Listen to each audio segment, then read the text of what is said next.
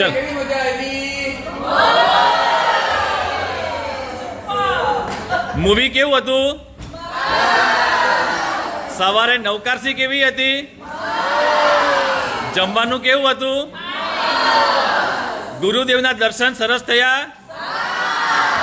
Museum કેવું હતું?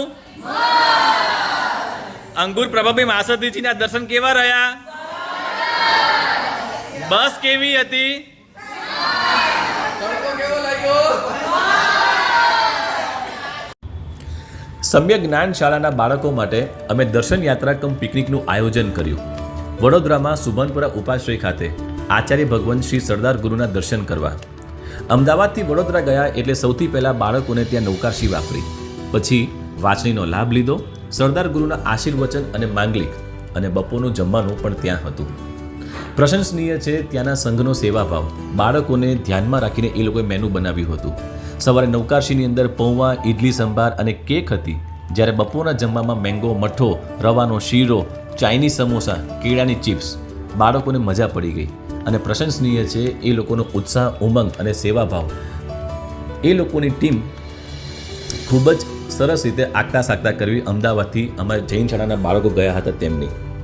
ત્યારબાદ બરોડાના મ્યુઝિયમમાં ગયા, મ્યુઝિયમમાં એન્જોય કર્યું, નવી નવી વસ્તુઓ જાણી. ત્યારબાદ બધાએ સાથે મૂવી જોયું, ગુજરાતી મૂવી મીઠડા મહેમાન. મૂવીમાં પણ બધાને મજા પડી ગઈ અને પેપ્સી અને પોપકોર્ન સાથે હોય એટલે મજા ઓર થાય. ત્યારબાદ ઓમકારેશ્વર તીર્થમાં દેરાસરમાં ગયા, દર્શન કર્યા અને ત્યાં હોલ્ટ કર્યો. નાના મોટા છોકરાઓ બધા રમવામાં લીન થઈ ગયા, મજા પડી ગઈ.